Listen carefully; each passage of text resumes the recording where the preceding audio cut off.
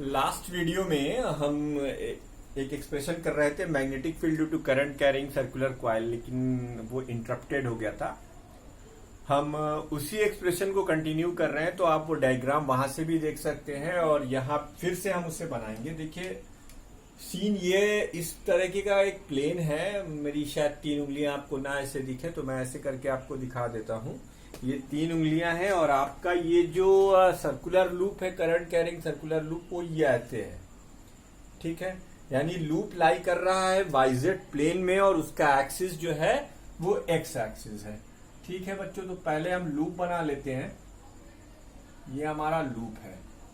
Loop इसलिए हमने एक पूरा सर्कुलर नहीं बनाया है ताकि आप अच्छे से समझ सकें कि हमने क्या किया है। ये लूप हमारा यूं है, ये आप देख सकते हैं, ये हमारा लूप है वो यूं है और इसका एक्सिस यूं है। बहुत ध्यान से देखिएगा इस चीज को। ठीक है, तो साहब अब हम इसके अंदर यहां पर कहेंगे कि suppose that our loop lies in Y Z plane, तो इसका एक्सिस नेचुरली एक्स एक्सिस होगा। ठीक है, और ये इसका जेड एक्सिस हो गया और ये इसका वाई एक्सिस हो गया। ठीक, जेड एक्सिस। तो आपका loop X Y Y Z plane में लाई कर रहा है। इसका सेंटर मान लीजिए 0,0 है और let the radius of the loop is R, let radius of the loop is R and it lies in YZ plane। ये किस में लाई कर रहा है बेटा? YZ प्लेन में लाई कर रहा है।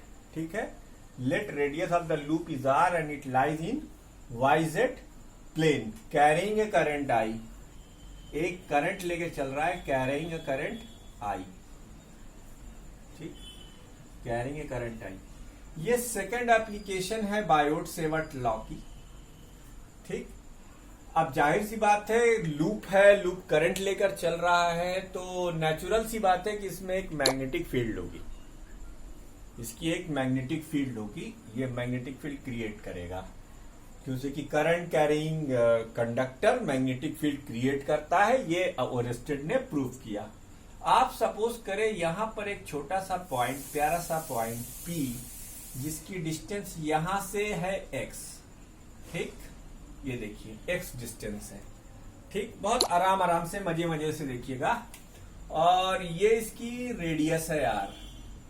ठीक, अगर हम इस पॉइंट P पर मैग्नेटिक फील्ड कैलकुलेट करना चाहते हैं तो इसके लिए हम एक काम करेंगे। काम क्या करेंगे? हम बायोट सेवर्ट लॉ का यूज करने के लिए सबसे पहले अपना करंट एलिमेंट बनाएंगे। तो हमने यहां पर एक छोटी सी लेंथ ली dl। क्या लेंथ ली? dl।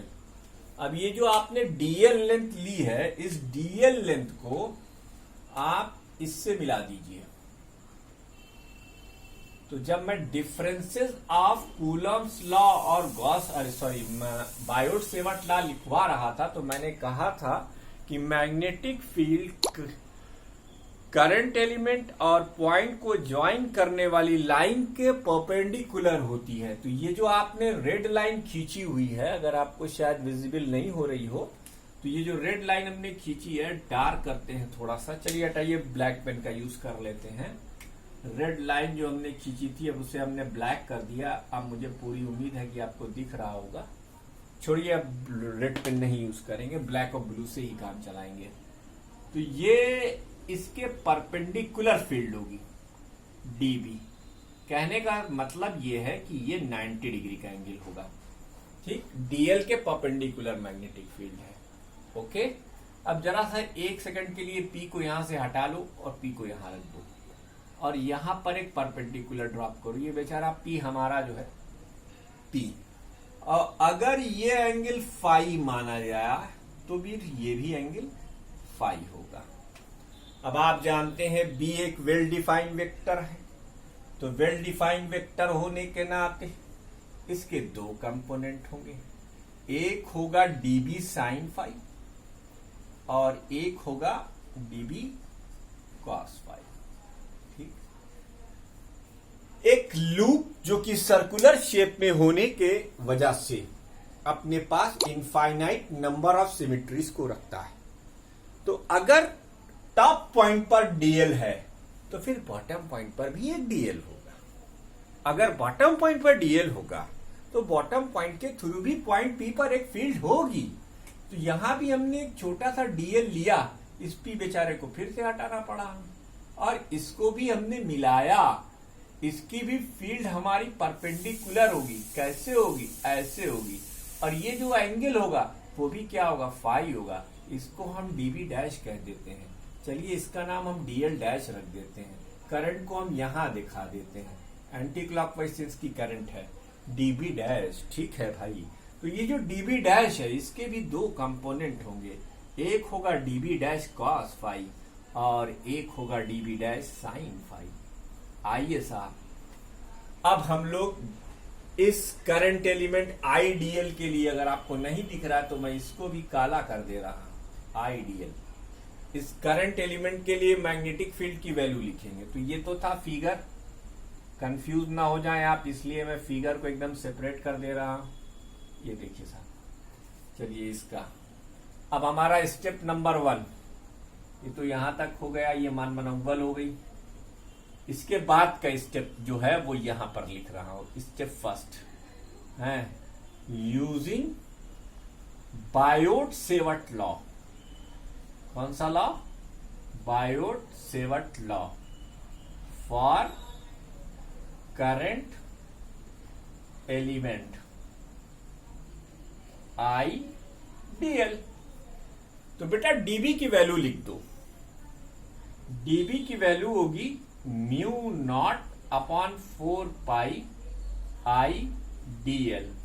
बेटा ये लाइन आपको दिख तो नहीं रही है, लेकिन सर्किल के एक पॉइंट से टच करके जाने वाली लाइन जो होती है वो परपेंडिकुलर होती है। इसका मतलब डीएल और ये जो हमारी डिस्टेंस है यानी R square plus X square, इसके बीच में जो एंगल होगा वो एंगल आईडीएल साइन 90 डिग्री का एंगल होगा और ये डिस्टेंस होगी under the root R square plus X square की पावर होल स्क्वायर। ठीक। As circle contain infinite symmetry. तो अब सिमिलरली, जाने दो इतना लंबा चौड़ा समझाने की जरूरत नहीं है एग्जामिनर को। Similarly for current element I DL dash, जो कि एग्जैक्टली डीएल की तरह है, तो डीबी की the value of DB will be same, the DB will same. ये लिख दिया हमने। अब देखो as DB is equal to DB dash, यानी mod of DB is equal to mod of DB dash. अगर डीबी की वैल्यू डीबी डैश के बराबर हो जाएगी तब आप क्या कहेंगे? तब आप कहेंगे कि डीबी कॉस फाई और dB dash cos phi will cancel each other. DB dash cos phi and dB cos phi, hence dB cos phi and dB dash cos phi cancel each other. एक दूसरे को cancel कर दें। कर दिया साहब cancel. तो अब नेट फील्ड क्या होगी? What is the net field? Net field क्या होगी? नेट फील्ड, तो नेट फील्ड जो होगी ये स्टेप नंबर 2 है, S2। Net field at point P। देखो बेटा यहां 2 बार लिखा है, लेकिन अगर हम B यानी इंटीग्रेशन करेंगे तब हम इंटीग्रेशन में हम dB को एक ही बार लिखेंगे और यहां लिखेंगे dB साइन फाई। dB की वैल्यू रखिए। dB की वैल्यू है mu naught upon 4 pi I dl. Sine 90 की वैल्यू 1 होती है, अंडर रूट से स्क्वायर कैंसिल होगा, R square plus X square. और साइन फाई की वैल्यू इस ट्राइंगल में क्या होगी? Perpendicular upon hypotenuse. जरा सा इसकी जगह और हम ले लें ताकि हमारा यहां से काम हो जाए। तो r upon R square plus X square की पावर 1/2। ठीक। अब देखो बच्चों, म्यू नॉट अपॉन 4 पाई तो खानदानी टाइप के कांस्टेंट लोग हैं, उनको निकाल लो बाहर। I R square plus X square ये सब कांस्टेंट हैं, तो इसलिए हम इन सबको बाहर निकाल लेंगे। किसके? इंटीग्रल साइन के। निकाल लो भैया, कौन मना कर रहा है, कौन रोक लेगा? तो mu naught upon 4 pi I R upon R square plus X square, एक पावर ये आधी पावर ये 1.5 हो गए। यहां बचा क्या? सिर्फ डीएल, क्योंकि यही वेरिएबल है और आपको अच्छे से पता है ये डीएल जब इस पर घुमाओगे तो तुम्हें क्या मिलेगा? तुम्हें मिलेगा 2 pi into capital R, where R is the radius of circular track, तो यानी सरकमफियरेंस। तो इसका मतलब इसका फाइनल आंसर आएगा mu naught upon 4 pi I R into 2 pi R upon R square plus X square की पावर 3/2। इसे बेटा आप ऐसे ही याद रखिएगा, बी एक्सियल। अभी इसमें खेल देखते हैं। तो ये आपका एक्सप्रेशन जनरल आ गया। फटाफट वीडियो को पॉज कीजिए और इसे नोट कीजिए। वीडियो को पॉज कीजिए और इसे नोट कीजिए। इसके हम स्टेप्स सिखाएंगे आपको आगे के। तो देवी और सज्जनों, मेरी बात को ध्यान से सुनो, इसे नोट करो। ये डेरिवेशन यहीं पर एंड हुआ। B due to circular loop at an axial point X का एक्सप्रेशन बी एक्सियल की value mu naught upon 4 pi I R multiplied by 2 pi R divided by R square plus X square की power 3/2 आ गई। ठीक है। इसके बाद आइए, अभी खेल खत्म नहीं हुआ, ये तो शुरुआत है, पिक्चर अभी बाकी है मेरे दोस्त। तो ये देखो, ये एक्सप्रेशन अभी हम छोड़े दे रहे हैं। अब इसमें हम कुछ केसेस करेंगे, कुछ जादू दिखाएंगे आपको। हाँ भाई, सब लोग तैयार हो जाइए जादू देखने के लिए। जरा सा कैमरा और सीधा कर दें। हैं तो ये चाइना का माल यार।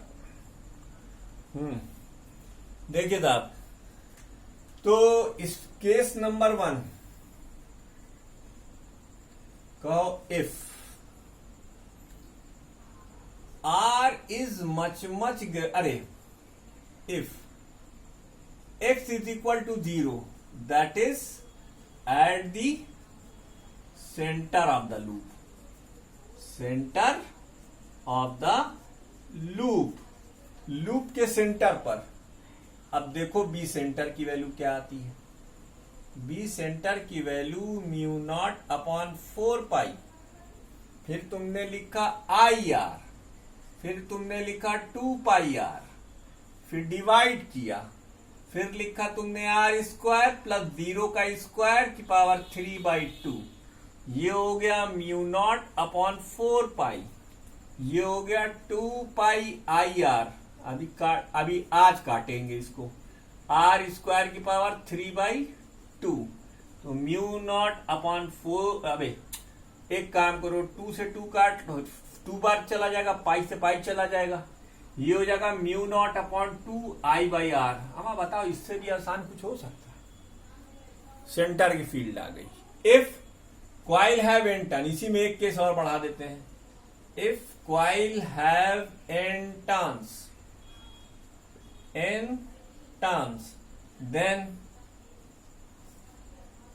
फील्ड एट सेंटर, सेंटर की फील्ड, तब बी सेंटर की वैल्यू क्या होगी? बी सेंटर की वैल्यू होगी mu naught upon 2 N I by R. ये होगा ठीक। If X is equal to 0 at the centre of the loop, तो बी सेंटर की value mu naught upon 2 N I by R हो गई। ठीक है भैया। अच्छा, अब दूसरा केस देखो, हम इसे मिटा नहीं रहे। अभी ये जो केस तुमको डिराइव करा था उसको हम मिटा नहीं रहे। क्यों नहीं मिटा रहे हैं? उसकी वजह वीडियो को पॉज कर इसे भी नोट कर लीजिए। आगे बढ़ते हैं, कुछ नया करते हैं। अब एक काम करते हैं, अब लिखते हैं case number 2। If x is much much greater than r।